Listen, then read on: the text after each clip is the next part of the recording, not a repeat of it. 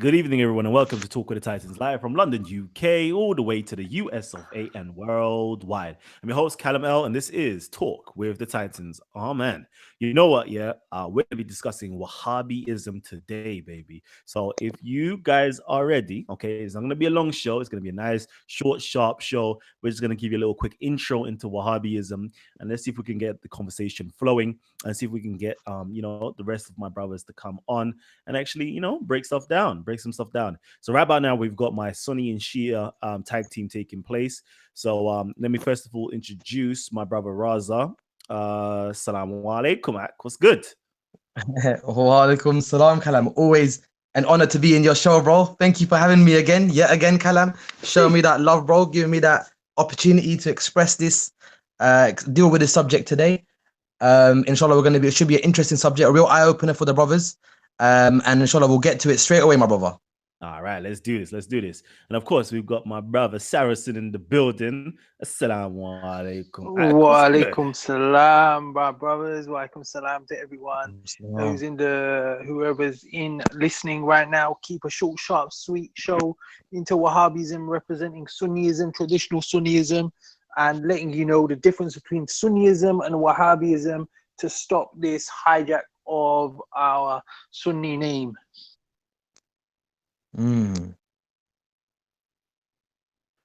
Yeah, I hear that. All right.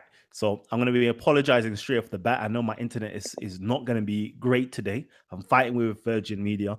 Me and Virgin, we're fighting right about now, yeah? So if y'all want to help me or if you're not working Virgin, holler at me because I'm not paying Virgin anymore. I'm telling you that from now.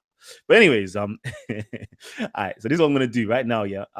We're going to be talking about Wahhabism. So I personally, yeah, I do not know the full on difference between Wahhabism from Salafism to Ash'ariism to the different madhabs. If you're a Shafi, a Hanafi, a Maliki, what's the last one I missed out?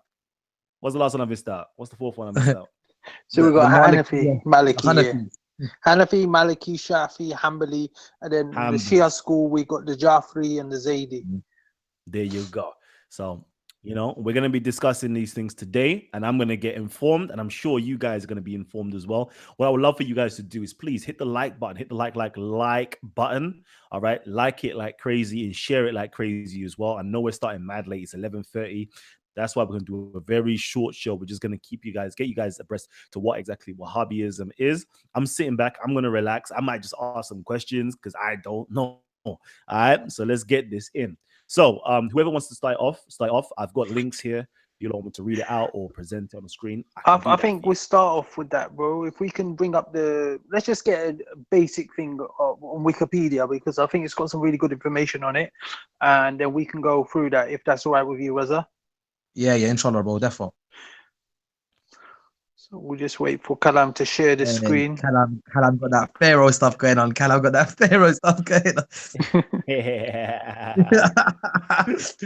Hey, all right. Let me make sure it's on my screen only. Bad man thing. All right, cool. Here we go. This is it. Wahhabism. Yeah. Okay. So if you want to read out or Saracen, how are we doing this? Bro, I'm reading off a phone screen. If you could see it a bit better than me, bro, that would be useful. Okay. So we got here Wahhab Riyaz al-Wahhabiyah is an Islamic doctrine and religious movement founded by Muhammad ibn Abdul Wahhab.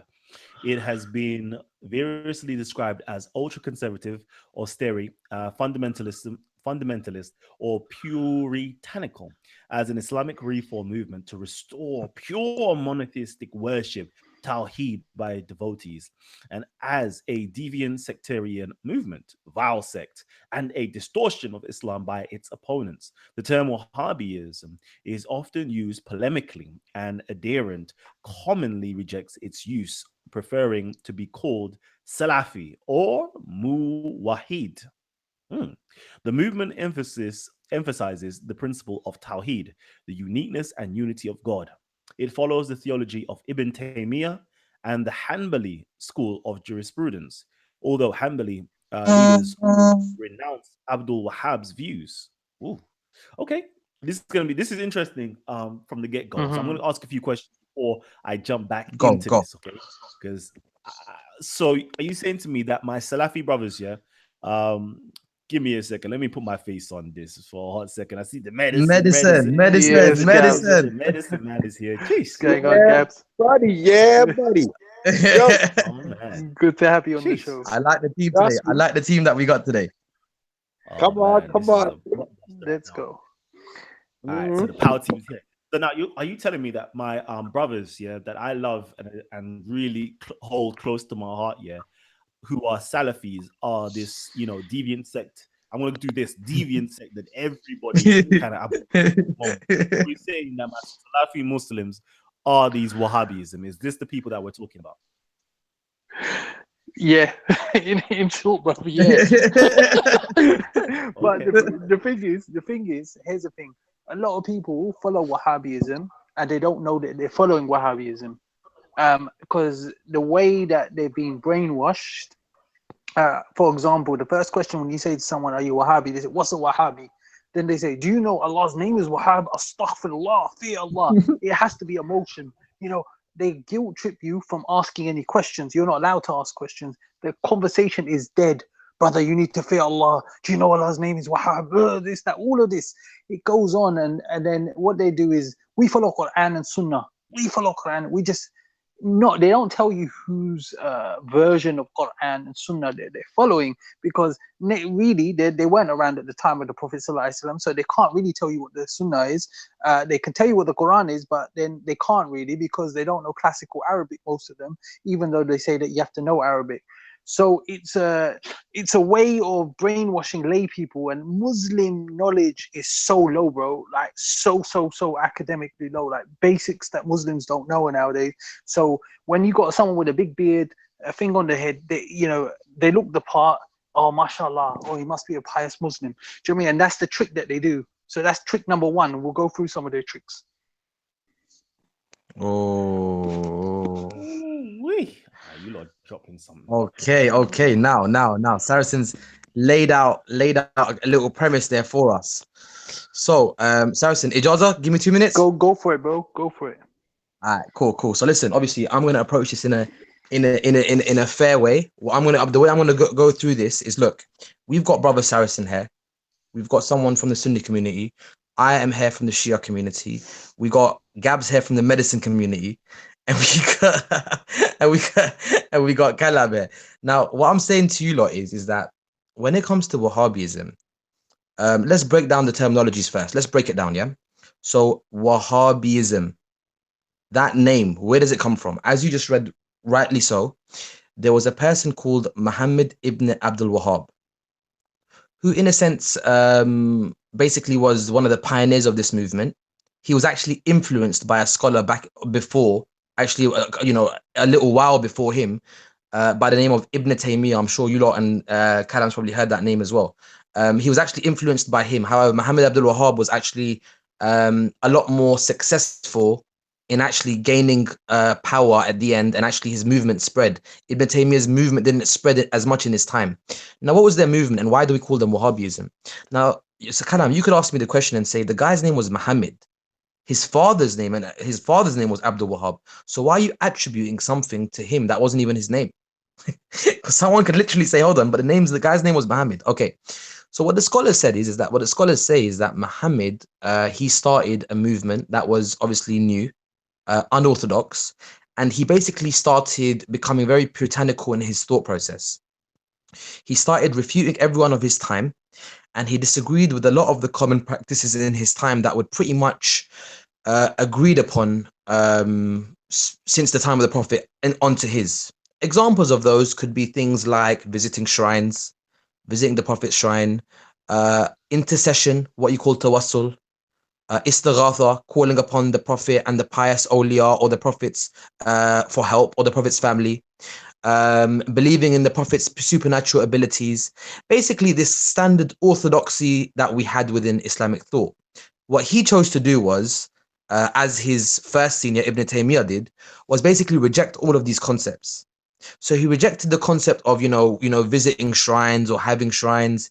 He rejected the concept of calling out to the pious individuals after they had passed away for help.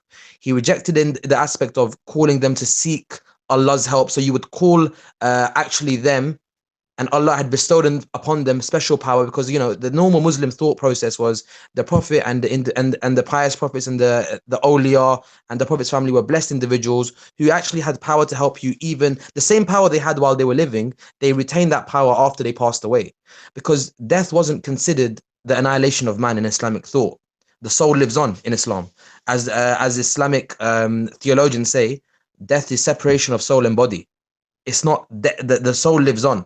And that's why there's a famous tradition that says you have not been created for annihilation, meaning you always will live on. Meaning even in this world, you go to the barzakh, you have your soul, so you don't actually die. So what he chose to do was he actually stopped all of this. He was refuted heavily on his time. And the first one, interestingly, Kalam, and I know Saracen will probably know this, the first person to actually refute him of his time was actually his own father. His father was actually his father was a big sheikh from the Sunni community, and his father severely opposed his son Muhammad's views, and he actually rebuked him. And what happened after time was, after his movement caught wind and caught strength, and his brother, there's no doubt against him. I can't. It's an injustice. It's an injustice. It's an injustice to leave that out. His brother, as Saracen pointed out, his name's Suleiman. Suleiman, right, Saracen? Suleiman ibn Abdul Wahhab, rahimahullah. Yes. So he was the first one to refute Muhammad Abdul Wahhab alongside his father, and he actually wrote a whole epistle, a whole booklet, a whole book against Muhammad ibn Abdul Wahhab, against his views and against his what you call unorthodox views, his new bid'ah views. Now, what happened was, his name was Muhammad. So as his views started getting stronger and promoted by the Saud family, and I'll get into that later, people started saying, look, we don't want to call these lot Muhammadi, because if you imagine I said to you, Kalam, as a non-Muslim, I said, oh, they're Muhammadi. You will say, well, that's a good name. That's the name of the Prophet. So people would be attracted towards them. So the scholar said, no, we won't call them Muhammadi. Rather, we'll attribute them by his father, even though his father was a pious sheikh and he refuted all of these wrong and deviant beliefs. However, they attribute it towards his father. So his father's name was Abdul Wahhab. So the scholars over time started just calling the movement Wahhabis, Wahhabiyah. So that's how that name came about. Raza, can I add something just there, bro? Yeah, go. So if you look at the Sunnis, we called Hanafi because we follow Imam Abu Hanifa in jurisprudence. Maliki, Imam Malik in jurisprudence. Hanbali because we follow Imam Ahmed bin Hanbal in jurisprudence. Shafi because we follow Imam Shafi in jurisprudence. Do you understand? So Wahhabi was following Muhammad ibn Abdul Wahhab. That was his school. It was a distinct school that wasn't from the Orthodox Muslims. So Raza also sent Kalam some links to some of his books which will explain the extremism. So hopefully if he brings that up on screen, we can go through that, bro. Why? And it's to do with the intercession point. It's called Nullifiers of the Deen. So Nullifiers of the Deen. This is that link that we're gonna definitely go through that now, because that book's very important. On the Nullifiers of Deen. Now, Kalam, imagine this, yeah. Imagine you've got a school within Islamic thought. And remember, this is a very interesting point. Someone could say, "Oh, you've got a Sunni here, you've got a Shia here, and they're both, in a sense, both talking about the same thing here. Oh, how can they unify and how can they talk?" There is no doubt about it. We're not sugarcoating here. We know that, and Kalam knows because of these shows, and the viewers know that, no doubt about it, that there are differences between Sunnis and Shias. There is no doubt about it. However, what we need to understand is a lot of these differences that get played out are actually not Sunni and Shia differences. This is what's very interesting. So when I come to the park now, when I go meet the brothers, and the brothers say to me, "Oh, you're a kuffar, you're a kafir, you're najis, you're this, you're that," and I'm like, "Why is that, bro?" And he's like, "Oh, because you think that the Prophet can help you, or you believe Imam Ali can help you, or these people are dead, you can't visit the shrines, etc., etc." These views are actually not distinctive, uniquely Shia views. The Shia and Sunni scholars actually agreed on this issue of visiting shrines, calling Ali. Ya Ali, Ya Rasulullah sallallahu alayhi wa sallam. No one disagreed on these issues. The first person to disagree on these issues and call people mushrik and for the non-Muslim viewers, mushrik means a polytheist, was the first people to actually do this was the Wahhabis, and are the followers of Muhammad ibn Abdul Wahhab ibn Taymiyyah. Now, Muhammad Abdul Wahhab, in his time period, the reason why his movement caught strength is because he allied himself with the founding forefathers of the Saud family. So you see the people who rule Saudi Arabia now, that land is actually Arabia. There's no such thing called Saudi Arabia. This Saud is actually a tribe who managed to take over, and they managed to take over by rebelling against the then Ottoman Sunni Caliphate. They rebelled against them and joined hands with Muhammad ibn Abdul Wahhab. And they made a rule, and this is very interesting. They made a rule, and you know what that rule was? The rule was this: Muhammad ibn Wahhab, you will rule in terms of religion. So I will follow your teachings when it comes to establishing the state, and your descendants will carry on ruling in terms of religious rulings. However, my family, meaning Al Saud's family, will carry on ruling in terms of politics. To this day, you have the Al Saud family ruling, and you have Muhammad ibn Abdul Wahhab's descendants, who are actually called Al Sheikh, the descendants of Muhammad Abdul Wahhab, ruling. So they've actually established this for, like, within the last 100 years, and suddenly everyone thinks that this is the traditional Islam. When you think of Islam, Kalam, you think Saudi. You think, oh, Saudi must got it right. This is the land. Yeah, the land is blessed. There is no doubt about it. Makkah al-Mukarramah, Medina al-Munawwarah, these are our blessed lands. However, the people that are controlling those lands are basically people that came about literally within the last 100, 200 years. And they've managed to basically confuse the whole ummah. Exactly. And they've spread their version of Islam literally through petrodollars. Because of the money they have, they've managed to literally just throw away their version. That's why no matter who you meet, like Saracen said, a lot of people, they'll say like, oh, I'm Sunni. But when you actually go and study their views, they're not actually studying, and their views are actually not of orthodoxy. They're not orthodox Sunni views. Now, in terms of another aspect that I want to touch on is that with the names that you mentioned, Kalam, you mentioned a couple of schools there. So let's just quickly break that down in a summary for the viewers. Generally, you have schools of law, and then you have schools of theology. In terms of schools of law, within traditional Sunni circles, you have four schools. You have the followers of Imam Ahmad bin Hanbal, you have the followers of Imam Abu Hanifa, you have the followers of Imam Shafi'i, and you have the followers of Imam Malik. These were the four schools. Then you have two schools of Islamic theology, the school of Imam Abul Hasan al-Ash'ari and the school of Imam Maturidi. Now, these are the two schools of theology. Now, generally, Sunnis, you will find them all fitting amongst them. The funny thing is today is that when you talk to the guy who calls himself, whether he calls himself, obviously, just, out of respect, a lot of the brothers that are following that manhaj, they don't necessarily like to be called Wahhabi because they prefer to call themselves Salafi. So it's not a problem. We can call them Salafi for the show. It's not an issue. But the point is that essentially Salafism is following Muhammad Abdul Wahhab, and that is Wahhabism.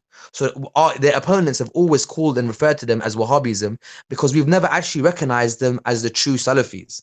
Because every sect in Islam claims to follow the Salaf. No one denies. Like, I'll give you an example. When you go to the guy, he goes, I only follow the Quran and Sunnah. So does that mean I follow the Bible? Meaning every Muslim sect claims to follow the Quran and Sunnah. No one says, oh, I don't follow the Quran and Sunnah.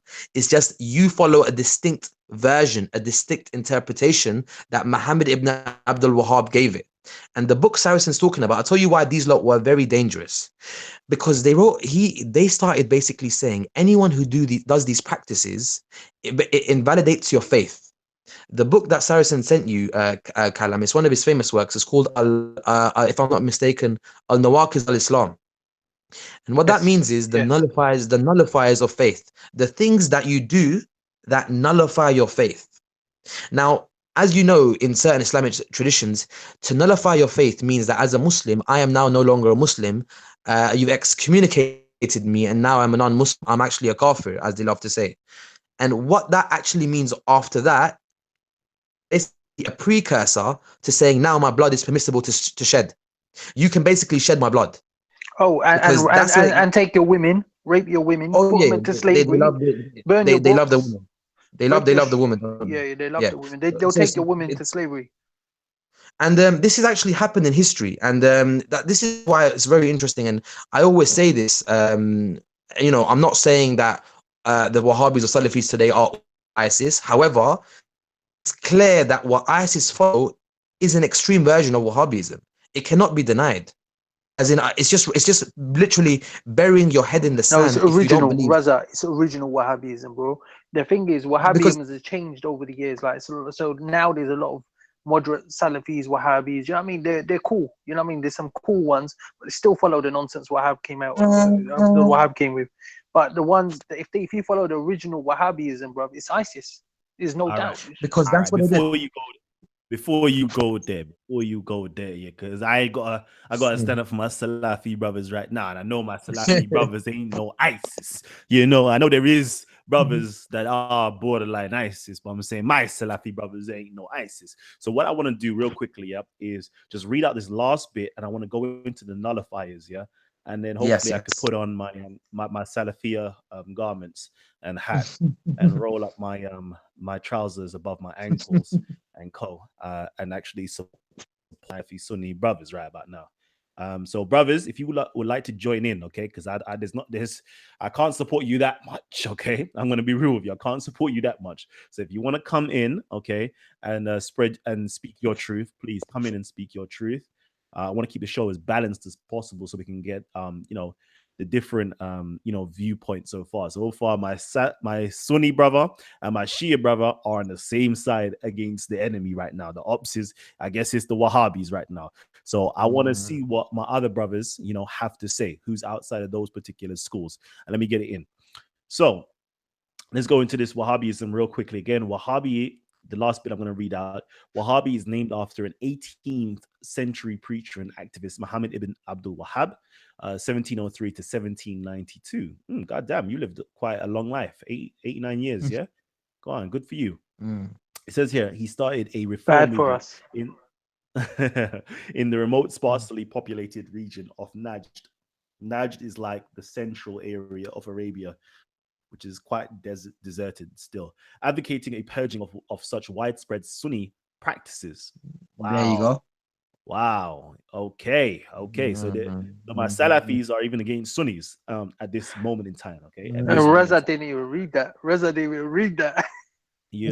just broke all this down already. Awful memory. Trust me. Practices as the veneration of saints and the visiting of their tombs and shrines, all of which were practiced all over the Islamic world, but which he considered idolatry, shirk, impurities, and innovation in Islam, bid'ah.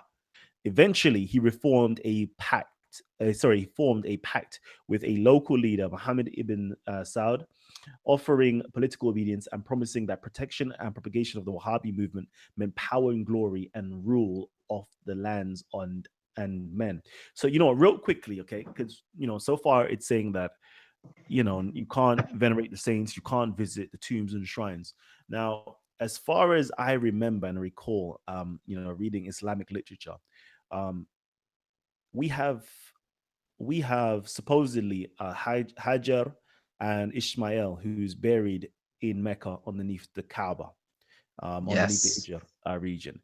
You also have Muhammad, peace be upon him. He's also buried in Medina, and I believe the other caliphs as well are buried side by side with him. And I'm sure there is a shrine or tomb, a shrine inside of there as well, right? Yeah. Yes. Is there a shrine? So I'm curious to know, like, how is that even possible when you've got shrines of your own, venerated individuals? Like, I'm baffled. This is the game of contradiction. This is the game of contradictions, isn't it? This is the. It's funny to know, Kalam, is that before like you just read in that quick last paragraph, that Muhammad ibn Abdul Wahhab made a pact with King Saud, with the forefather of the Saudi family, Al Saud. That's where they get their name from. And what they done was, Kalam, when the Ottomans were ruling, when they actually rebelled, these people actually rebelled against the Ottomans. So it's funny how they talk about Ummah and they're going back towards Islamic governments, etc. But they're the ones who actually went against and attacked the Ottoman Caliphate, and they destroyed it because they were basically against everyone. And the first things they done when they took over the region of Arabia was that there was a lot of shrines that the Ottomans had maintained. If you look at, there's a famous graveyard called Al Jannat al Baqi, and there was 4 shrines. It was actually more than 4, but there was 4 shrines of distinct shrines of the Prophet's family members. And those four family members are the Prophet's grandson, Imam Hassan alayhi salam, the Prophet's grandson, Abedin, Imam Muhammad Baqir, and Imam Jafar Sadiq. Now, these four imams are the imams that the Shia follow and the Sunni love and respect and follow as well. These imams are buried in Jannat al-Baqi, and they actually destroyed the shrines, Kalam, as a first order of action. They destroyed the shrines. Now, you're going to say to me, okay, they destroyed those shrines, but how come the Prophet's in it? The Prophet's clearly buried in a big shrine in a mosque. Well, the problem with the Prophet's shrine is, yeah, of course. Yeah, well, they also, from the Sunni point of view, we also believe in Hazrat Uthman radiallahu ta'ala, and they destroyed his shrine. They destroyed his shrine. Imam Malik's shrine was there. They destroyed the Bibi Halima's shrine. They destroyed that. The family of Sayyidina Mawla Ali, his mother's shrine, they destroyed that. I've been to all of the places. The thing is, Sunnis still know where those shrines are. So when I go Jannat al-Baqi now, when I go Saudi Arabia, I know where everyone's buried because we've got the oral tradition. And inshallah, we will rebuild those shrines one day. But I'll let you carry on and we'll get to the Prophet. Saracen's right that all these shrines existed, Kalam, and they basically destroyed all those shrines. Now, the point is, you would say, okay, so all those shrines are destroyed. So how about the Prophet's shrine? The problem is that they couldn't do that to the Prophet sallallahu alaihi wasallam shrine because there would have been a public uproar. They tried. That's one shrine which it has been discussed within their literature about the Prophet's shrine, astaghfirullah, potentially being destroyed. It has been discussed, especially the Green Dome. However, because of public uproar, they've kept that belief on a quiet. Because even if you ask them, they'll say, "Oh, we don't believe in shrines." But then when you ask about the Prophet's shrine, they get a bit shy because they know that this is a sensitive subject. Raza, I think Joe wants to say something. Let's Joe say. Joe, go for it. Good morning. Well, it's not morning; it's night time. But it's a wonderful show that you are conducting yet. Because the sad thing is that the majority of the people in Speaker's Corner, the Islam that they experience and come in contact with is this thug Islam that has been coined by Kalam and Sarah amongst other people.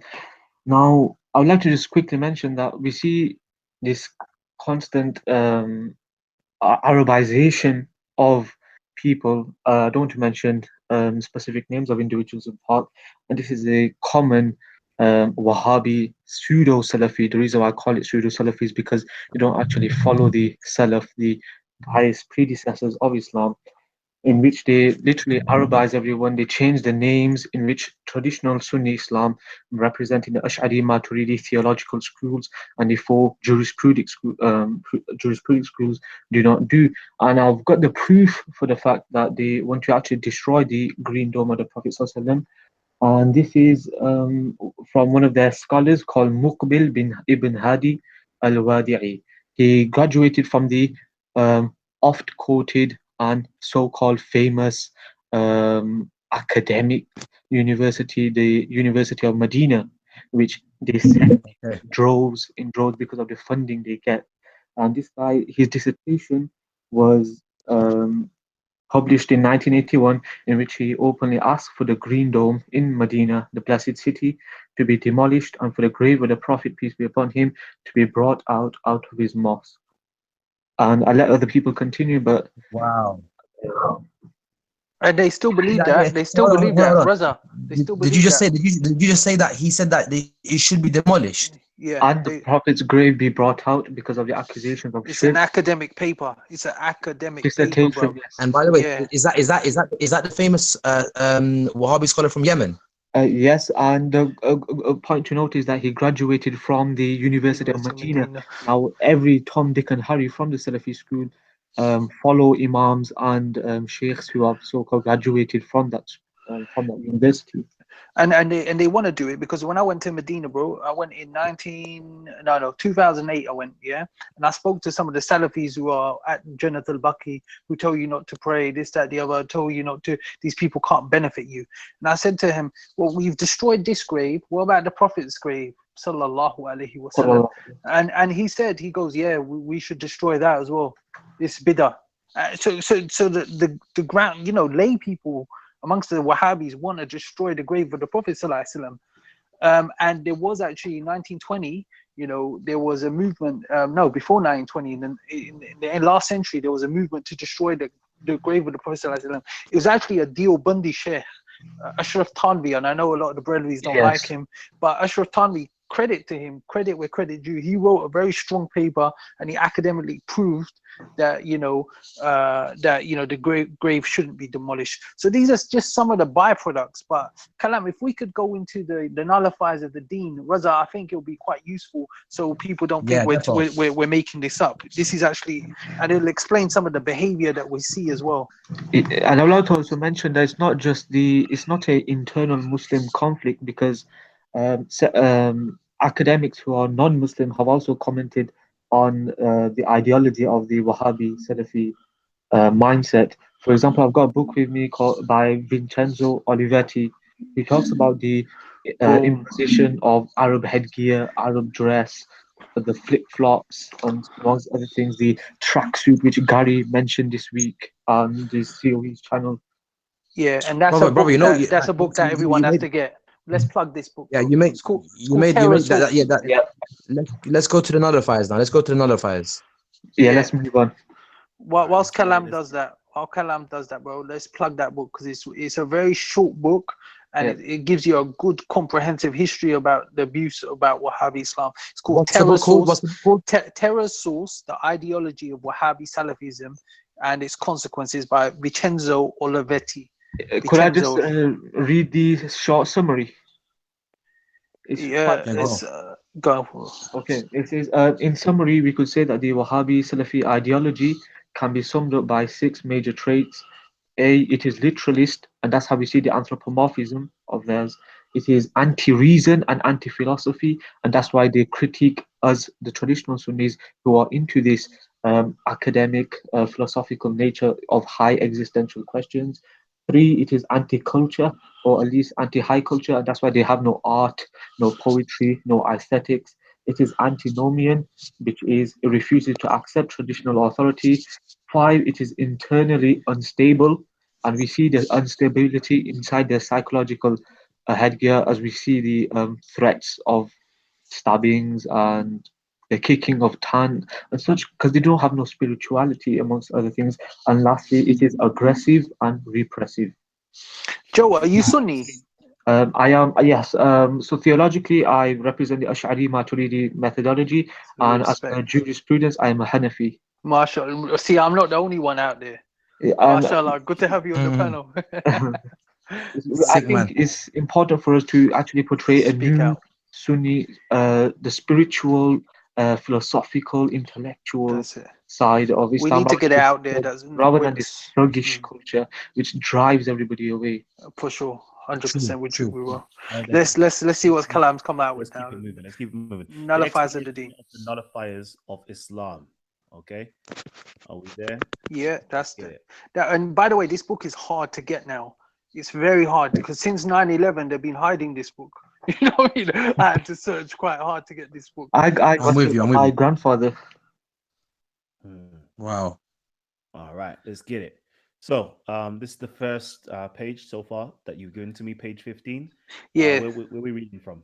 So basically, this page, what I wanted to show is this book is written by Sheikh. They call him Sheikh al-Islam. So they give it this grand title, Sheikh al-Islam Muhammad ibn Abdul Wahhab, as was his habit, within the writings and treaties wrote, there was a dire need. So he also wrote within the limits of the need. So basically what it's saying is, first of all, it bigs him up, and it shows that he wrote this book. So I didn't want people to say, oh, Muhammad ibn Wahhab never wrote it, because the Salafis or Wahhabis, they believe a lot in conspiracy theory. But this is one of his main books, and he wrote quite a few of the books. All right, let's go.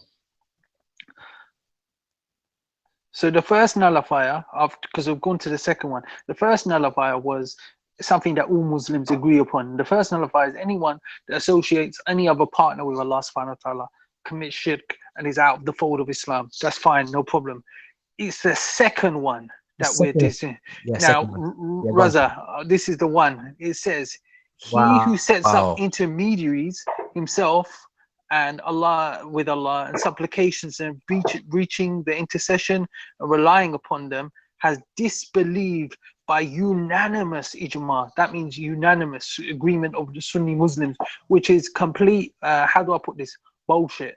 You know what I mean? No Yeah. one. That's his own interpretation of his ijma. So hold on. According to that, or you see, just according to that one nullifier now, you've basically taken out the whole Sunni Orthodox world and the whole Shia world. That's it. Straight. So who's left? Hold on. If I'm not mistaken, isn't Muhammad an intercessor? Exactly. between Exactly. Allah. Exactly. You Kalam, you're non-Muslim and you've clocked that, bro. You know what I mean? But unfortunately, people He's fall for this. he's the greatest intercessor for us towards Allah For subhanahu wa ta'ala. He's the greatest. So automatically now, by that one nullifier Kalam, now when they used to go towards their wars and stuff, they would use this ransack. It was basically this: it's either my way or the sword. Oh yeah. Raza, well, let him get to the third nullifier. Let's get to the third nullifier, Kalam. Let's get to the third one. Let's go to the third one. Because that's all you need. All you need is number 2 and 3, and it shows you where the extremism come from. So wait for Kalam to change the page to the next one. There we go. The third.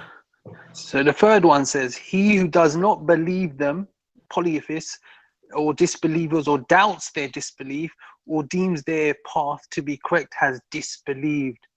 So there you go. There's the intolerance. So if you don't say that you lot are polytheists and you're now a murtad, you're an apostate, and therefore you can be killed and your women can be raped and all that, then you're apostate yourself. And I'll give you an example of this. When I had that debate with Zayn, you know, the Shia brother, we were discussing tawassul, and we were discussing about saying Ya Ali, and it was with Muhammad Tawheed.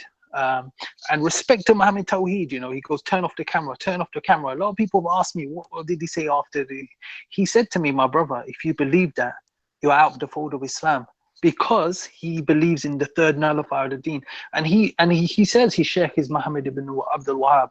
So in fairness to Muhammad Tawheed, he was following what he was taught. But what we're saying to him is what you're taught is wrong, it's intolerant, and it's not from Sunni Islam. Wow. So that one basically says, if you go to that page again, that one basically says, he who does not deem policies to be disbelievers or doubts disbelief or deems their path to be correct. Okay. Yeah. So why do you think this book is so hard to get now? Why? Because they don't want to show you this book. But this is what they're taught, bro. This is what I was taught. I remember I followed this Wahhabi way for a number of years. That's where I'd got all of these books from. And the first bit of this book is guilt trips you for about 15 pages about, I have to worship Allah. There's so much polytheism around. Quotes you Quran, quotes you Hadith, this, that, the other. So you already feel like, oh, if I don't believe in this, I'm not a proper Muslim. So, but these two are seriously dangerous, because now what's happened, the ramifications of this, is when they go around calling Shias, or they're calling Sufis, or they're calling Sunnis kafir, if you don't agree with them, then they can consider you a kafir, and this is what ISIS and these people do, then they'll kill you. The theology definitely comes from these books. There's no doubt about it that their ISIS theology comes from their books. Now, obviously, and I would like to see. I would like to mention that in the second encounter I had with a Salafi, he made me actually read this book there on the spot with him on the pavement. Wow! That just shows how in and even in Speaker's Corner, when I watch these videos, I've never been to Speaker's Corner, but you see how they shove Islam down people's throat. And I also like to add that Zachariah mentions, or Zakaria, the brother, he oft quotes Abdul Wahhab, Sheikh Abdul Wahhab, constantly in that Arab tone, that this aggressive nature that he's somehow been indoctrinated into. Yeah. Go on, Kalam. Next nullifier. Is there any more nullifiers? Is there any more nullifiers there, or is that it? Next link is showing the ISIS links. Okay, no problem. Yeah, Kalam, let's throw it over to you, bro. All right, those are the two nullifiers, But now I've told you, okay? I put on my jalabia. It's white right now. It's shining. It's bright right now. I'm telling you now. My kufi is on. Yeah. Man. Yeah, my tracksuit is rolled up above the ankle. To be honest with you, he's above the knee right now. Yeah. And I've got to go in. I'm sorry. Yeah. But what I think, you guys are actually deviants. Yeah. That's the actual problem right now. You guys are deviants, and my Salafi brothers, my Ikhwani, are actually on the right path. And the reason why I say this is that anytime we read, Muhammad ibn Abdul Wahhab, the first thing he quotes is Quran. The next thing he quotes is Hadith or Sunnah. Yeah. And there's hardly any, he might have one line that might state his own, perspective, and it's usually objective. So I don't think, you guys are in the right now. I think it's Muhammad ibn Abdul Wahhab. I think it's Ibn Taymiyyah, and I think it's the Salafiyah community. Okay, and my problem with you guys is this: I'm gonna actually refute you on the three things you just brought up, since I don't have any Wahhabis or Sunnis on the platform right now. So I'm gonna do it for them. Okay, give me a hot second. I'm actually going to send out the link, family, please. I hope there is no trolls on there, but I'm sending out the link because I want you guys to join in. Or if you can't join in, actually, let me send out my email address, okay? It's kalam@live.co.uk, okay? If you don't want to add your email, just email me on this, okay? And I'll add you into the chat. kalam@live.co.uk, so I can have your email address and I can add you onto the chat, okay? Because it's not fair. It's not fair right now. So I'm trying to be fair. I'm trying to be fair, bro. So the first thing that you lot mentioned is visiting shrines and so forth. Okay. Now for me, okay, I'm gonna go straight to Hadith. Okay, I'm gonna go straight to Hadith. Okay, I'm gonna destroy you guys now, you murtad. All right, you wanna go? Let's go. I'm going to Hadith. Okay, so I'm going to the top two places here is Sahih Bukhari and Sahih Muslim. So I'm going Sahih Bukhari now. And it says here, when the Prophet became ill, some of his wives talked about a church which they had seen in Ethiopia, and it was called Maria. Salama and Habiba had been to Ethiopia, and both of them narrated its church's beauty and the pictures it contained. The Prophet raised his head and said, those are the people who, whenever a pious man dies amongst them, makes a place of worship at his grave, and then they make those pictures in it. Those are the worst creatures in the sight of Allah. Another tradition basically repeats that, and it talks about if any religious man dies amongst those people, they will build a place of worship at his grave and make these pictures in it. They will be the worst of creatures in the sight of Allah on the day of resurrection. So my contention is this. You lot having shrines and having these holy men, these saints, these awliyas and so forth, and you're creating these shrines and masjids over their burial spot, goes clearly against Muhammad's wishes. So I don't know, my brothers. So far they seem winning. They're winning on that front. Should I do the other two? The other two as well? The other two that you go mentioned. Go for it. The other two, let me quickly go into it. All right. Hopefully you lot got some good refutals for me. I'm praying that you do. listen, you kafir. You kafir. I have to emphasize the K, you kafir. How dare you quote the hadith, you kafir. Hey, so that I'll try to screen share, but my computer's going all crazy right now. You murtad, he's a murtad. These murtad. So murtad. Sheikh Abdul Wahhab said. Anyway.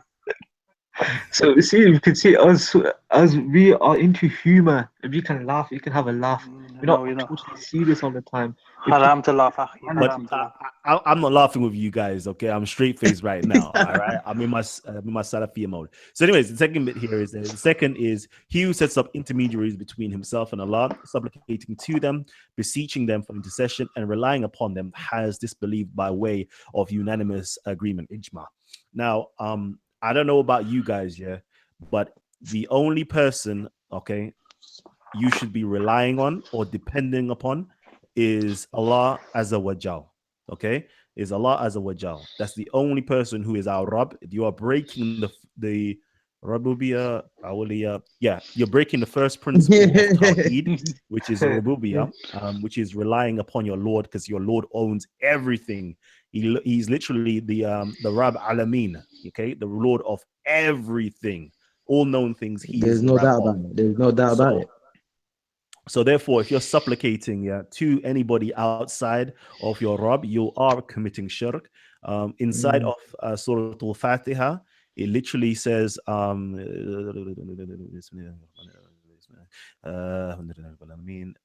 إياك نعبد وإياك نستعين. There you go. إياك نستعين. You know, you alone we seek assistance from. Help. Yeah. You alone we seek assistance from, and so far it seems as though you are supplicating to other than Allah. Therefore, you're supplicating, so you're seeking somebody else, and you're beseeching for intercession other than Allah. So that's my other refutal to you guys. Astaghfirullah. And my third refutal to you guys is this: he who does not deem the polytheists to be disbelievers, or doubt their disbelief, or deems them their paths to be correct, has disbelieved. Now, in the Quran, unfortunately, I'm apologizing, so I'm trying to do this as fast as possible because we haven't got enough time. In the Quran, it clearly says here, do not take them, i.e., the Jews and the Christians, as close friends or allies. Okay. And I think this principle here is kind of letting you know if anybody is on the wrong path, yeah, and you're allowing them to continue on the wrong path, okay, you're not actually forbidding that which is bad. What's the principle again? What's the forbidding the good, enjoying the good and forbidding the evil. There you go. You're not forbidding the evil. You may be enjoying the good, but you're also enjoying the evil as well. So therefore, you're not forbidding it. So therefore, you actually turn yourselves into kafirs yourselves. So those are my three objections to the points that you've raised, and hopefully you can destroy all of those three things. Can I make a quick point?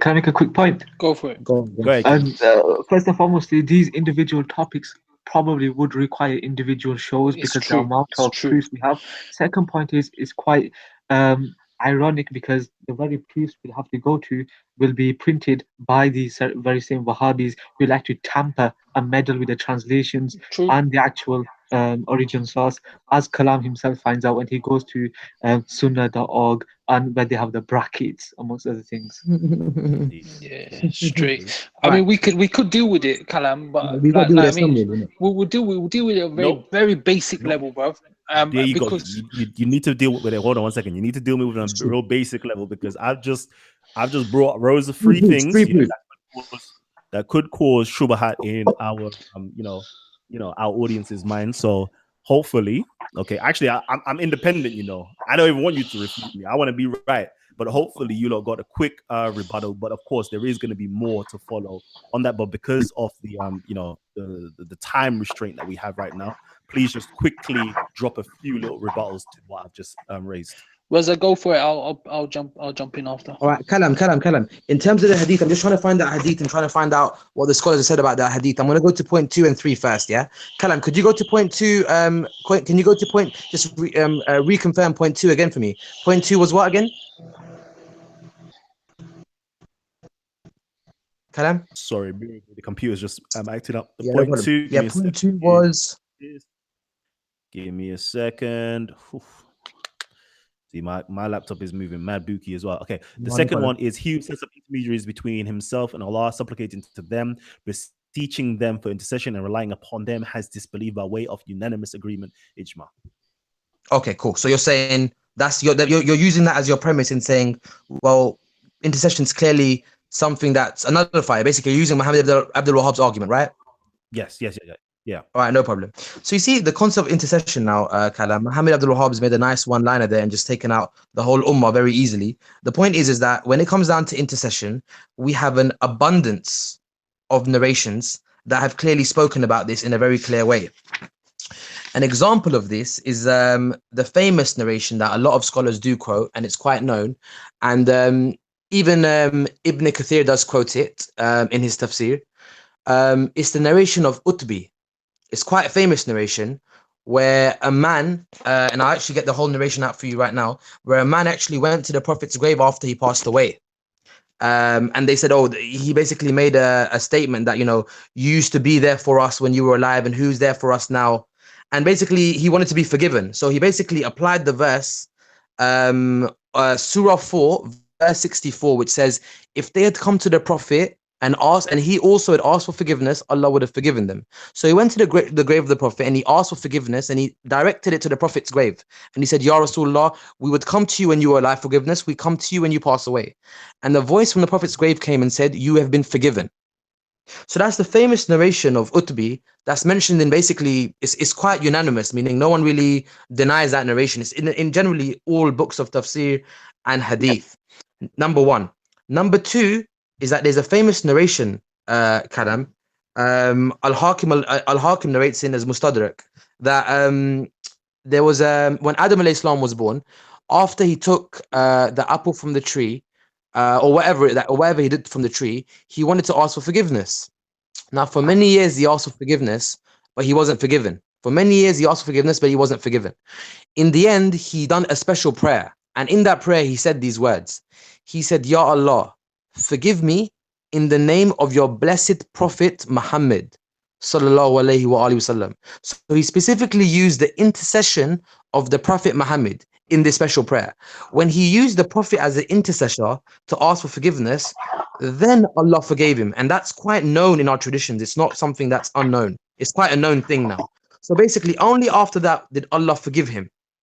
Are you with me? Yep, and could I add to that? Yeah, go for it. Historically, I'd like to add that on a chronological basis, that the Prophet, peace be upon him, forbade Muslims to visit graves initially because of their pagan practices of past.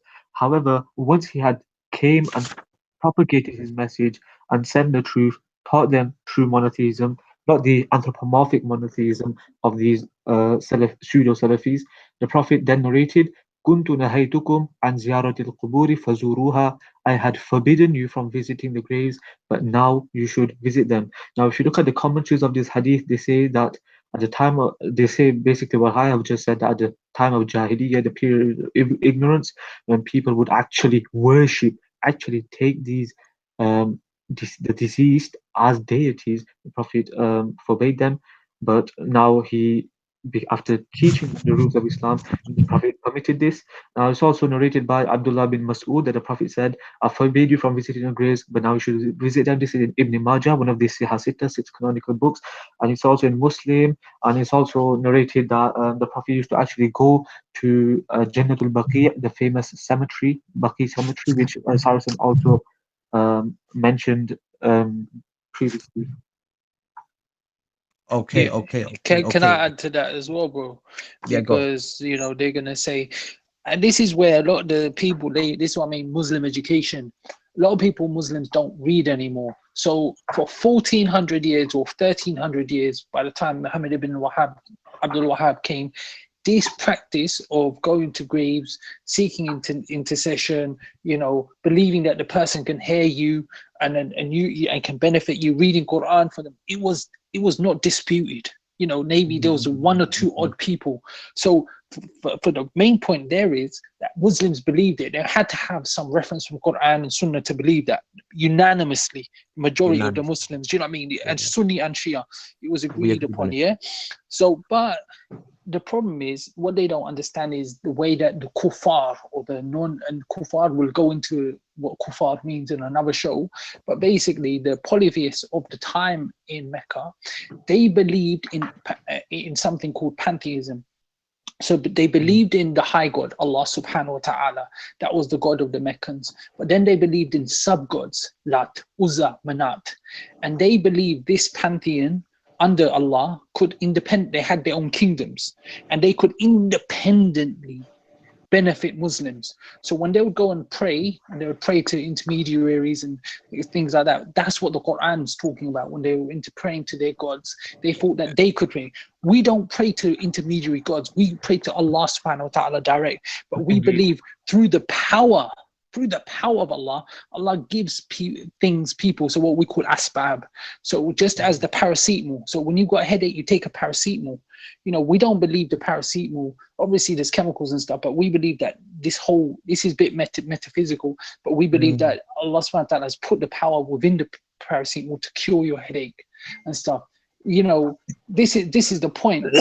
So now, yeah, you know exactly what Saracen's saying now. Yeah, I just want to make one thing now. I want to make in terms of what you said, yeah, because I still want to break those two arguments down. Now, in terms of narrations, Kalam, there are abundant of narrations. I'm going to give you just one narration, and I'm going to break down two arguments, and I'm going to give the floor to these brothers. One narration I'm going to quickly give you is this. There's a book, Kalam, called there's a book by Imam al-Darimi So you can write this down for future. I know Kalam likes to do his reference checks, so do this check, Kalam, on me. There's an imam called Imam al-Darimi. He's got a book called Al-Sunan. In that book, there's a chapter called Allah's honoring of the Prophet after his passing away. And it was narrated. Now watch this. It says the inhabitants of Medina suffered a severe drought. So they went and complained to Aisha, who said, go to the Prophet's grave and open a window towards the sky so that there will be no roof between him and the sky. So basically they went to complain to Aisha, and then Aisha, she said, listen, I'm going to tell you what to do to fix this. She said, go to the Prophet's shrine, open a window towards the sky, and basically make sure that there's nothing covering it. They did so. After that, they were watered with such an abundance of rain that vegetation grew and the camels became fat. So much water came down after that the camels became fat. And that year was named the year of plenty. Now, this narration, obviously, regardless of the point, is that these kind of narrations, Kalam, even if someone, I'll give you an example, Kalam, if someone comes with an argument and says this narration's weak, do you know what my reply would be? Is a scholar allowed to narrate something which is shirk? So meaning if Bukhari narrated there's two gods, would you say, I don't think this is about shirk, this is about weakness, Raza? Why is something like that being narrated? My point in this argument is actually an intellectual argument, is that these kind of things were common, they were vague, they were known aspects. Scholars knew that these things exist in our books. It wasn't an aspect of, oh, it's shirk. It was an aspect of, yeah, some of these narrations are reliable, some are not. However, the concept is agreed upon. Do you get my point there, Kalam? Yeah, and I also like to add another narration from Sahih Bukhari and Muslim. So this hadith will be known as Muttafaqun alayh, agreed upon by the both major muhaddithin, experts in hadith. And we quote from Ibn Abbas, radiallahu anhu, may God be pleased with him, that the Prophet once passed by two graves and said, both are being punished over trivial matters. And I'm just going to skip to the end of the hadith. And this, the main point is the Prophet actually visited graves himself, and he also put flowers, actually a wet plant, on top of the grave in which he snapped in half, and he said, perhaps their punishment will be lightened until the plant withers. And I would also like to just say that what actually happens and what does a person do when he actually goes to visit such shrines of the pious predecessors, the Salaf, as the pseudo Salafis like to call themselves. So one of the shrines I visited was of one of the grand sheikhs of the Al-Azhar seminary in Cairo. Now, as many would know about, Al-Azhar is one of the most renowned academic institutes. Some people also say that's the first university established in the Sunni world. And this man was actually melanated. He was a black man. He's called Sheikh Salih Al-Ja'fari. Now, when I went there, I prayed to God that God send reward upon the Sheikh who done immense work for the community.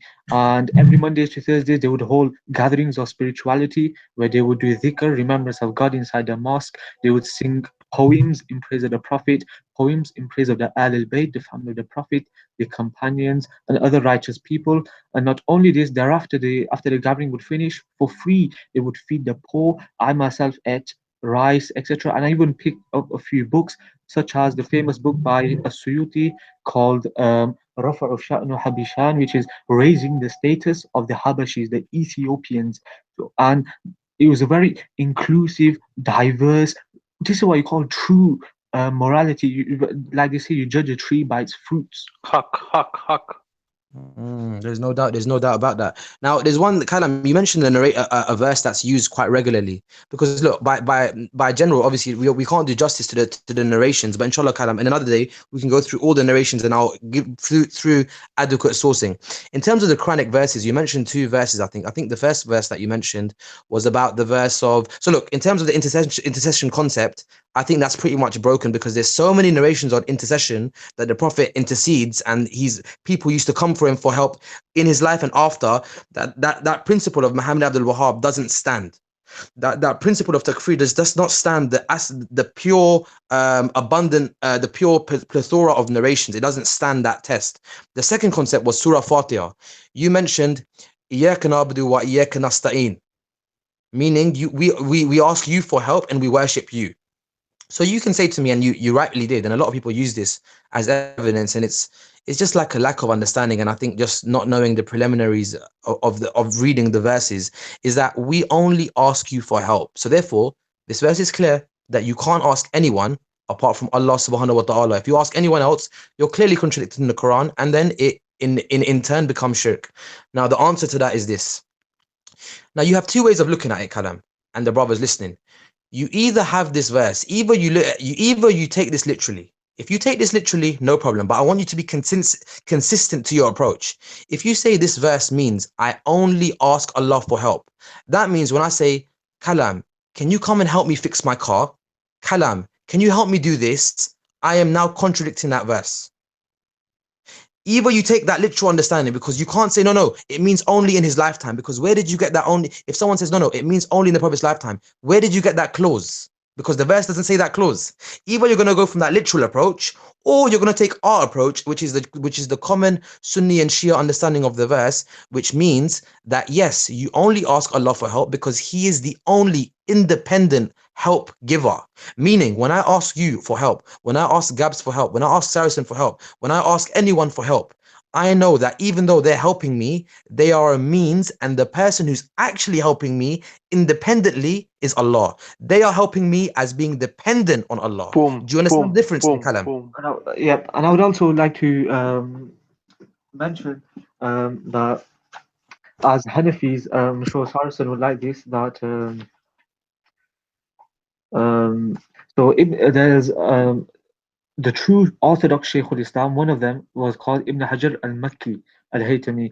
He writes in his book Al-Khayrat al-Hisan, page 166, that it has always been the practice of the scholars and also of those in need to go to the blessed grave of Imam Abu Hanifa, and through his intermediation, tawassul, seek for the removal and eradication of their difficulties. And it's also been narrated by Ibn Abidin al-Shami, who is a Hanafi jurist, a Syrian Hanafi jurist, in his book Radd al-Muhtar, that Imam al-Shafi once said, who is one of the heads of one of these schools of thought. He writes that I derive blessings from the grave of Imam Abu Hanifa, and I pay visit to his grave. And when I am in need of something, I perform 2 rakats salah, and then I go to his grave and supplicate to Allah. My need is fulfilled immediately without delay. And I also like to, one last point for the Shia brethren, that Sheikh Abdul Haq Dehlawi writes, Imam al-Shafi has also said that the grave of one of the Imams, Imam Musa al-Qadim from the Prophet, the blessed household of the Prophet, peace be upon him, is a place where supplications are readily accepted. And there's a saying, and I'm sure I cannot actually quote the reference with certainty, but I think it is in the tafsir of Ruh al-Bayan by Ismail Haqqi, that it is said, in the dhikru salihina tunazzilu al-rahma, that near the mentioning, the remembrance of the pious, of our predecessors, of the people who have gone before, planted the seed for the fruits that we bear now, that God's mercy descends. So if that is the case for just their remembrance, then imagine being in their blessed presence, in the blessed place where their footprints have been. I would also like a last point, that Sultan Salahuddin al-Ayyubi, who fought against the Crusaders, he built many glass seals over the relics, sacred relics of the Prophet, of other great scholars, and they are still preserved in the Topkapi Museum in Istanbul. However, when these Saud and Abdul Wahhab illegally occupied the Haramain Sharifain, the two sacred sanctuaries, Mecca and Medina, they actually erased couplets of a poetry, a famous poetry called Qasidatul Burda, the Ode of the Cloak, which was ornamented on the blessed walls of the prophetic mosque. Wait, Joe. Are you saying that Salahuddin Ayyubi was a Sunni Shafi Ashari? Akhi, how dare you? Akhi, how dare you? I think we've proven the point, Kalam. Anyway, bro. Do you know what I mean? But I think there's the one final thing, if I can just say this, yeah. We're not saying that you have to do it. We're not saying you do need to go to the graves, or you need to do. Yes. You don't need to do any of this. You don't. But we're saying that it's permissible. That's all we're saying, that you're allowed to do it. If you don't want to do it, fine, bro. No worries. It doesn't make you a non-Muslim. But what Wahhabis do, they call you a non-Muslim for doing it. That's the difference. Lastly, I'd like to add, I just want to say astaghfirullah. Astaghfirullah. The reason being is, yeah, you lot have turned yourselves into ancestor worshippers, yeah. What differentiates you guys now from the Kemet? I do not know, yeah. You lot sound like Kemets right about now. Because the reason being is, yeah, I said the chemists need to become Muslim, bro. This is the real Islam. How are you calling on dead ancestors, though? How are you calling on dead ancestors? But Kalam, this is long, isn't it? This is the history. Kalam. This is what we're saying about history. We're talking about Wait a human minute. story, bro, from the start to the end, bro. You know, but some of the stuff in Kemet, bro, they're gonna call me apostate if I say it. But anyway, we'll share that knowledge another day, yeah. And But no, I'm yeah. saying there's a history there. There's a link. Even when they say, "Oh, you're following the Jews and the Christians," we believe the Jews and the Christians had messengers. We know that there were special saints within the Christians. We know there were special saints within the Jews. Do you know what I'm saying? So we don't reject people's history. We're more tolerant. These lot will kill you for it. Yeah. Also, and I'll also, also like to add. yeah, go on, bro. Go on, Raza. Shukran, bro. You know, Kalam, you know, like this also what you need to understand is this aspect of literalism. Like you see that verse that you quoted from Surah Fatiha, yeah? Now, very easily, the guy will quote that verse and he thinks, you know, he's, conquered Mount Everest by quoting Surah Fatiha, thinking he's, oh, look, it's so clear you can't ask anyone for help. But the thing is, you see, even they can't take it literally. This is my point. If you take it literally, then you can't ask anyone for help. If you say, no, it doesn't mean that, that's exactly what we're saying. We're saying, no, it doesn't mean it literally. It means that, yes, Allah is the only independent person that you can ask for help. However, other people are means. So our one is more of a deeper understanding. If you take things literally, they will do themselves up because they won't have nowhere else to go themselves. Are you understanding that point, Kalam? So with those evidences, Kalam, I think most of the things that you mentioned there, I don't know if there was a third verse. I think you might have mentioned the Jews and Christians as being allies. I think you might have mentioned that as an argument as well. Mm-hmm. Yeah. So yeah, but the Jews and Christians as allies, what did they say that makes you kuffar as well? What is it? There is something along those lines. I don't want to go back into that. That verse was Kalam, the whole verse. Read the whole verse. The whole verse was it was revealed in the place of battle when the Jews and the Christians, I believe, from what I can recall. And so it's a it's quite long. Wow, what is this? What is this thing that you're bringing up, Kalam? What is this? Go on that picture. Wait for what Kalam's bringing up. Wait for what's Kalam bringing up. That's the Imam of Makkah. That's the Imam of Makkah, isn't it? Here comes the smackdown. Here comes the smackdown. Uh-oh. Here we go. All right, let's get it. So, let me just make sure it's on my screen right now, so I know this is this next bit of the show. So let me get it in there because we're running out. We've run out of time, to be honest with you. We've been here for over an hour, so let's get it. Did you want to break something down here, Saracen? Yeah, basically what I'm saying right here, I sent you this article, yeah? And if you don't believe this is a genuine article, it's not authentic, this, that, the other, yeah? Go onto YouTube and type in what the Sheikh says. Is it Sheikh Kabani, isn't it? Yeah, He's the first black Sheikh of the Haram and stuff. And basically what he did, he went out and he basically said, we have to admit ISIS has got his ideological links from Wahhabism. He said it straight, bruv. He said it straight. Now, a lot of the Saudis, and this is what's happening. This is what's encouraging. Can I quickly read it? Yeah, please. Read it to the audience real quickly. We say Bismillah. Bismillah ar-Rahman ar-Rahim. Okay, let me continue. ISIS is a true product of Salafism, and we must deal with it with full transparency. ISIS is a true product of Salafism, and we must deal with it with full transparency. This statement was made not by liberal Muslim elements who regularly criticize Salafism, but by Sheikh Adil al-Kalbani, former Imam of the Grand Mosque in Mecca and a Salafi himself, hence its importance. Al-Kalbani is not the first Salafi to come out against ISIS. Other Saudis have condemned the organization's conduct and operation, but Al-Kabani has gone further in his criticism. He has come out against the principles of Salafi perception from which ISIS and its ilk draw, and has called for a rationalistic approach to Islam's distant past and what it means for Islam today instead of a blind reenactment of it. In two articles in the Saudi government daily Al-Riyadh, Al-Kabani criticized elements in the Salafi stream for appropriating the truth wow, appropriating, that's a strong word right there. Wow. Appropriating Yeah. the truth and Islam, and for permitting the killing and killing of their opponents, and likewise criticize clerics and societies that dared not come out against them. He stated that the call to blindly reenact the path of the Prophet Muhammad and of the forefathers of Islam stems from a faulty grasp of the essence of this path, and that Muhammad, peace be upon him and his family, himself had rejected blind adoption of the perception of the past and blind following of the path of his predecessors, choosing instead a rationalistic approach appropriate for a changing reality. Al-Qabani stated that clerics must take their heads out of the sand and move with the spirit of the times instead of rejecting and condemning any new idea. Wow. Okay. Wow. Wow, that's kind of Um, structure there. Go on. Big things, Wally. Where did you find that, Saracen? Bro, I'd also like to that's say- nothing. I would like to also say that the this dawa culture, this proselytizing culture, it's not even proselytizing, it's literally shoving Islam down people's throat culture that these people have created. They disseminate a work for free in Saudi Arabia and even in the UK called I don't know how exactly it's translated, but in Arabic it's called Risalatul Tawheed, the Epistle on Monotheism by Abdul Wahhab.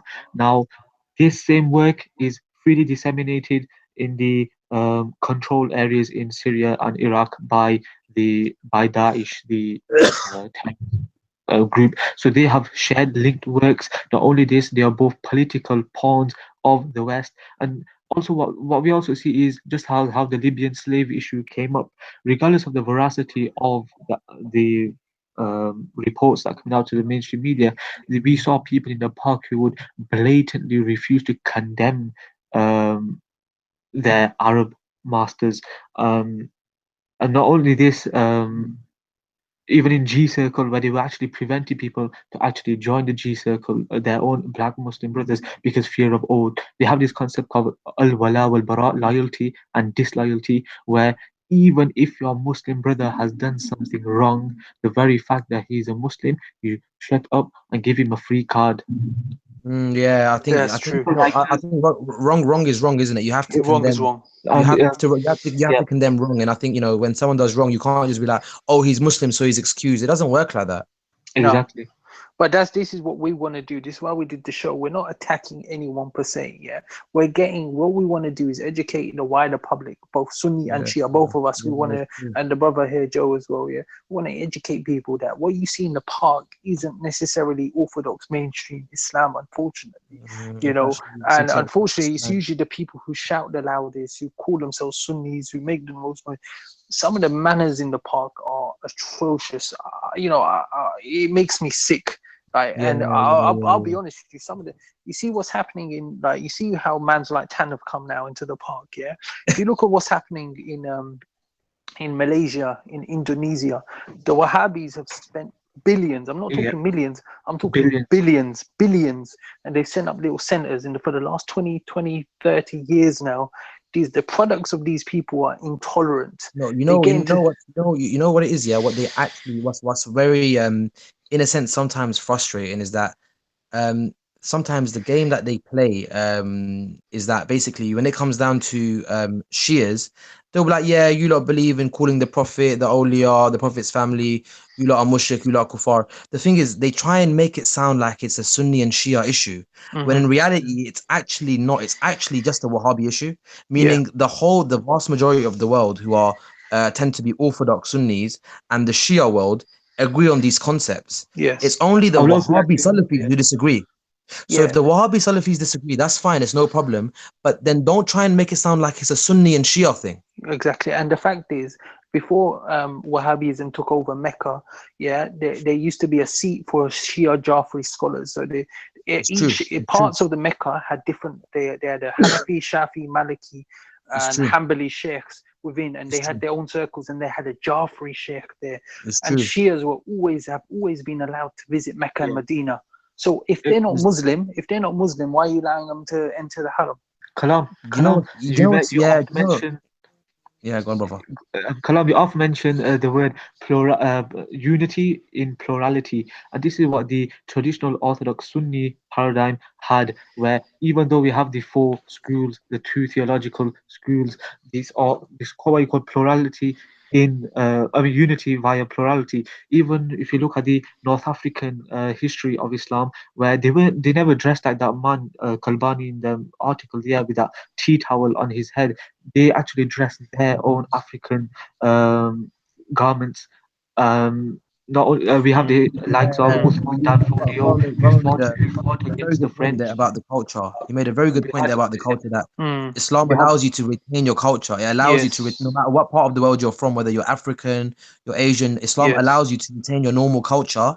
So, yeah, Kalam, you being an African guy, you can keep your African culture, you wear your Yes. African clothes, but you're Muslim. You don't have to, wear Arab clothes to be a Muslim. And Salafi Wahhabism kind of strips you of your culture. I've noticed with a tendency within Salafis that it takes away everything about you and it kind of makes you into this robot. yeah, You got dressed So, like a Bedouin from yeah, Najd. Not yeah. not even, and let's get it out there, yeah. the Not Prophet all, did not dress like that. most of the Saudis are not Wahhabi. You'll be surprised to hear this. Most, it's just that nudge, that little area, and there's a hadith about nudge Yeah. where the Prophet ﷺ said the horns of Satan will come from that thing, and they try Wow. to we can go into that. They'll say, oh, it's Iraq, this, that, the other. But if you look at what's come out of nudge, bro, not very good stuff. You've got these people, they were basically hillbillies of the Arabian Peninsula who struck money, brother. And now that's all it is, brother. Now they just spread And I would like their to, nonsense. I'd like to mention that I'm just gonna this opportunity I've had. I'd like to plug in some African great scholars for the African community if they want to go and research. We have Uthman Dan Fodio, who actually fought against the French colonial forces.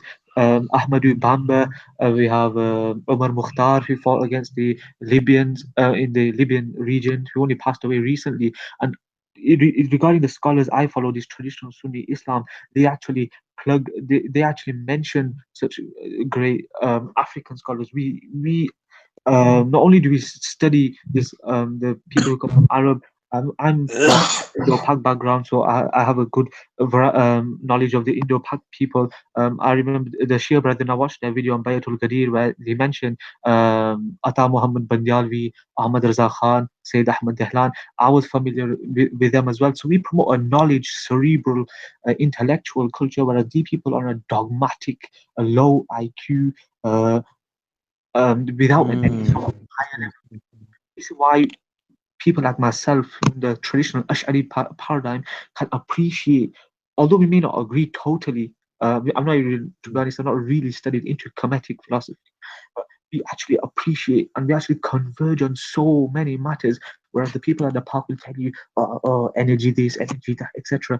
When Sarah came to the park, he had a discussion with Gabs and Jedi on terms of ego. According to the Ash'ari paradigm, we have not only basically we have the theological sector, which is of the traditional Sunni school, we have the theological which is related to actual beliefs, Ash'ari, Maturidi, Kalam methodology. Kalam literally meaning discourse because we were into philosophy. We actually refuted certain Greek notions and amongst other things. And we have the actual legal sector, which is called fiqh, in which you have the four schools, out of which I follow the Hanafi school, which many Indo-Pak people actually do from the Indo-Pak subcontinent. Then not only that, we also have a concept called tasawwuf, which has been anglicized to Sufism. It's not this very liberal Sufism that has been promoted right now, because we had actually an initiation ceremony, which we not a ceremony per se, but it's called bay'ah, where you actually take your hands into a you can say an enlightened or somebody who's traversed that path, a sheikh. We have four traditional spiritual pathways: the Qadri, the Chishti, Naqshbandi, and Suhrawardi. Interestingly enough, I like to plug in my Shia brother here as well, in which three of these Sufi spiritual tasawwuf silsila, the pathways, actually stem from Imam Ali radiallahu ta'ala anhu, Sayyidina Ali. And this is why I think we're not as aggressive. This it's in the Quran, this kind of we look at Nasiha sessions in Dawah man, how we start Bismillah, Alhamdulillah, wassalatu wassalamu ala Rasulillah, this kind of very harsh tone.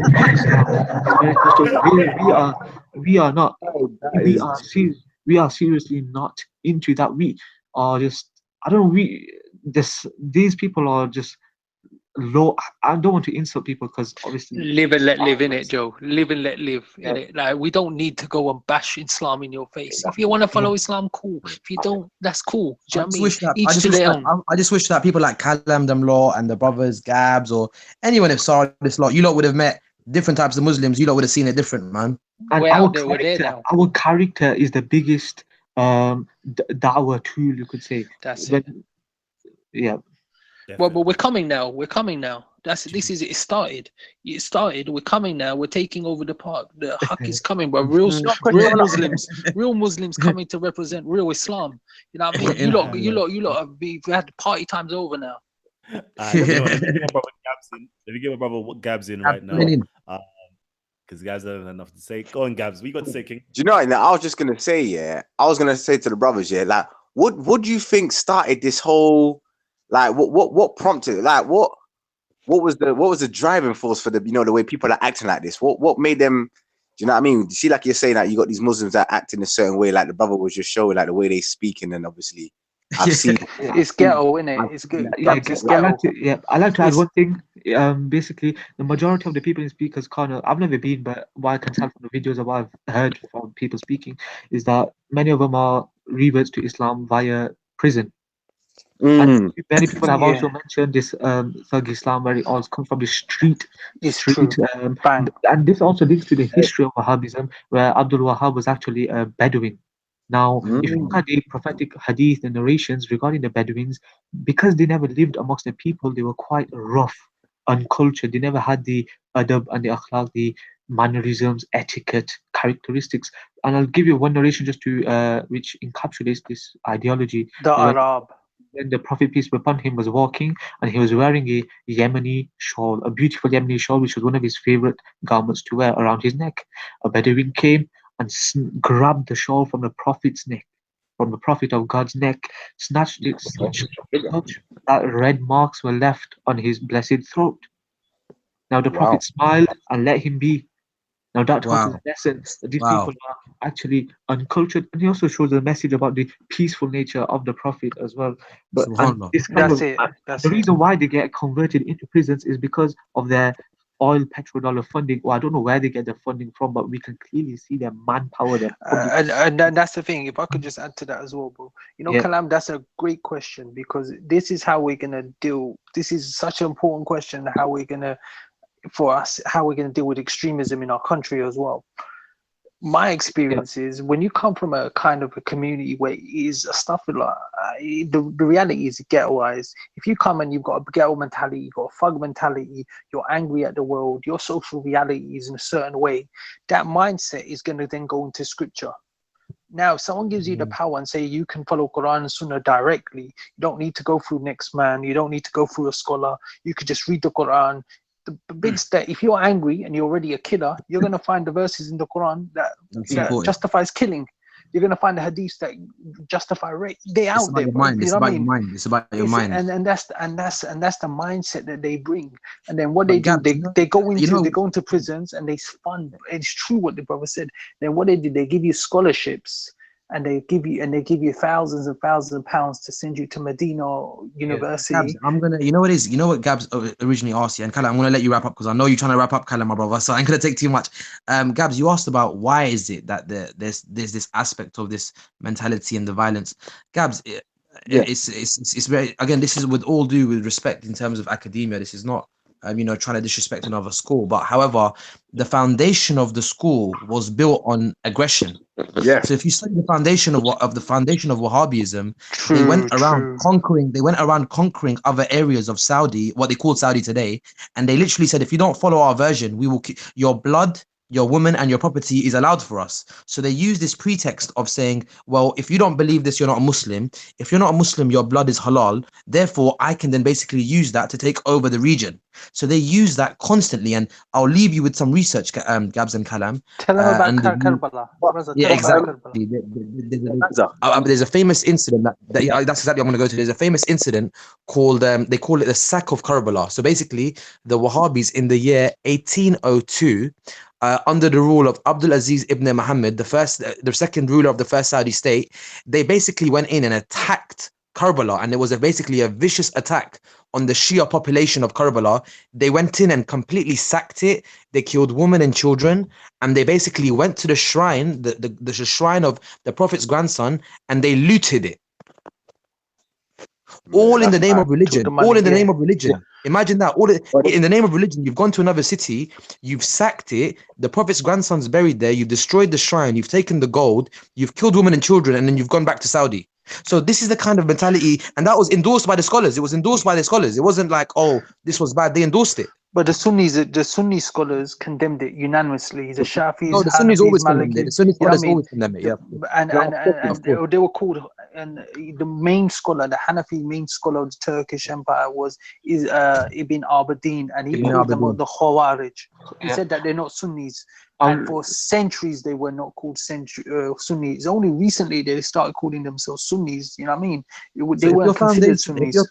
If your foundation is that, how can you be? Kalam, go, Kalam. I know Kalam been waiting. My brother, Kalam, go. Sorry.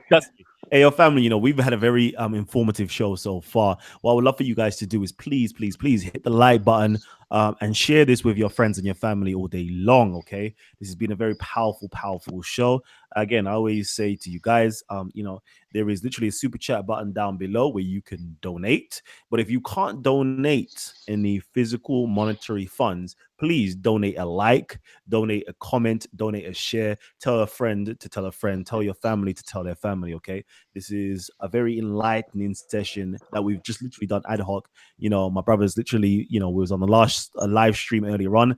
My brother said they wanted to do a show on Wahhabism. They wanted to come on and present this information. So here you go. The information is here. I'm going to also say that if you guys feel as though that you are able and capable of presenting some information, you would like to come on to Titans TV. Remember, this show here is literally produced and built for you guys to make sure that you guys actually have a voice to be heard, and also for us to showcase our bestest and brightest Titans all around the world. So if you think you've got a message that can actually benefit our audience, okay, I'm inviting you guys to come on, and I'm inviting you guys to find me some really great Titans that can actually appear on the channel itself and present some information. I already told you guys I'm trying to take a back seat, okay? I'm trying to take a back seat and not actually come on and present any information. So it's dependent upon our viewers, who they are and what they want to present, okay? Gabs, I'm still waiting for you, to be presenting some information, and breaking down some movies and other things of that nature for our family. So let our family know if you've got any last minute announcements before we close out as well. Yeah, I'm letting the family know. Yeah, I'm coming, man. I got some stuff in the pipeline that I've been working on. I'm putting some pieces together, so I will be coming on, dealing with some stuff, dealing with some info, obviously regarding the movies. Also, dealing with some issues regarding migrating back to Africa and setting up stuff back home, and showing the lifestyle and stuff back home. To show our people to see, so people can get a look at Africa, because some people.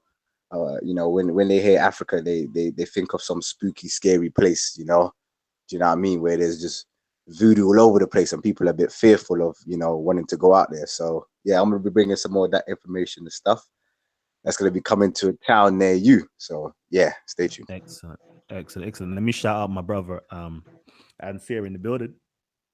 And Sarah, what's good, my brother? I need you to come on the show. We were supposed to have Rob on yesterday. My apologies, family, for not actually being capable of actually putting Rob on. So we're gonna reschedule Rob's show. We're definitely gonna have that soon. Let me actually get my brothers to actually say their last pieces, their last words, if they have anything to say.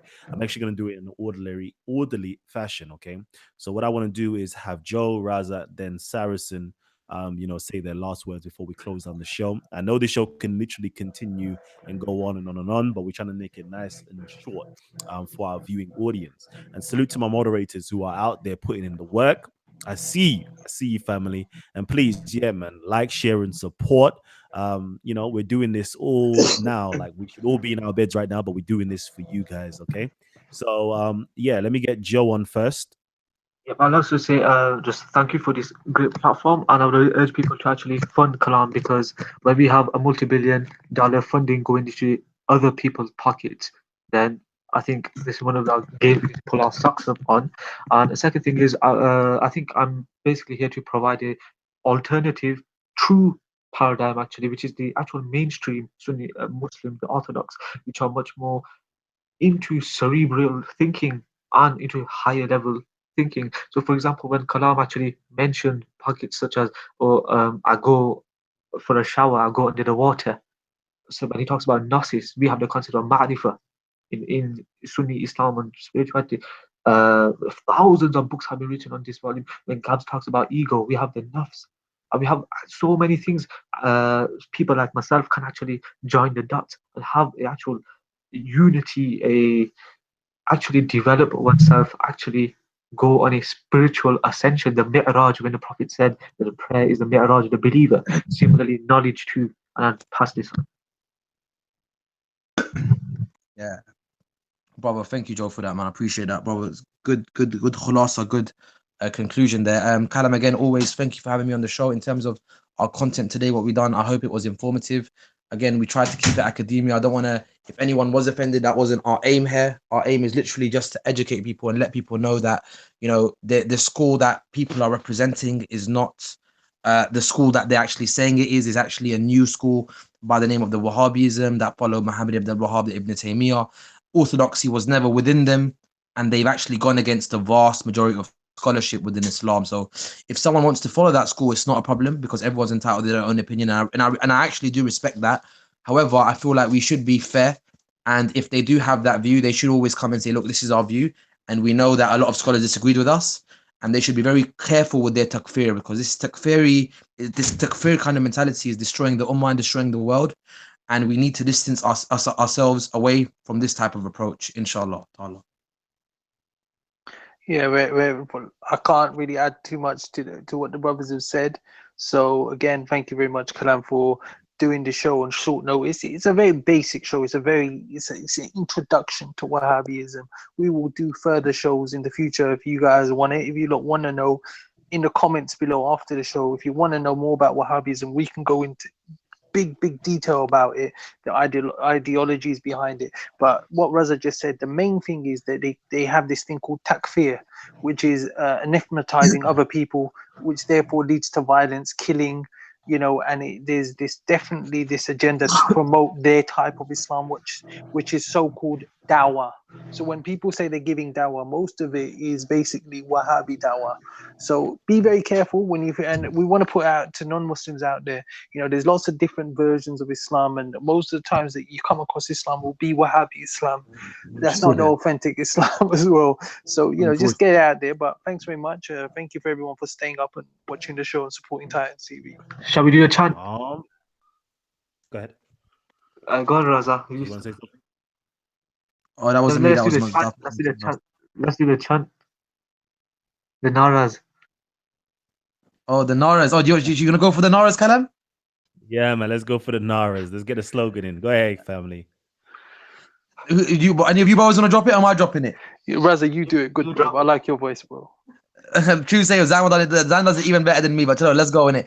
First of all, we start with the praise of Allah subhanahu wa ta'ala. So we do a nara takbir for Allah first. So nara takbir. Allahu Akbar. Wow. Right. So that was the first one for Allah subhanahu wa ta'ala. The second praise we give is for the Prophet sallallahu alaihi wa alihi wasallam, who is rahmatul alameen. We give it as nara risalat Ya Rasulullah sallallahu alaihi wa alihi wasallam. And the last one that we give is for the line of Allah subhanahu wa ta'ala, who is the line and the defender of the Prophet, Mullah Ali alayhi salam. We give it as Narai Hadri. Ya Ali. Ali. Ya Ali. By the way, Wahhabis hate that, bro. So that's why we had to do it. All right, brothers. We're signing out right now. So peace and love. I'm going to see you guys on the other side. Peace, love. Actually, let me sign out as a Muslim today. I still got my kufi on, brothers. I still got my Good kufi on. talk, Ian. So let me sign out to you guys. Peace and love to you guys for actually tuning in. Hopefully, I'll see you guys on the other side. And from me and the rest of the Talk of the Titans family on here, Assalamu alaikum wa rahmatullahi ta'ala wa barakatuh. Well,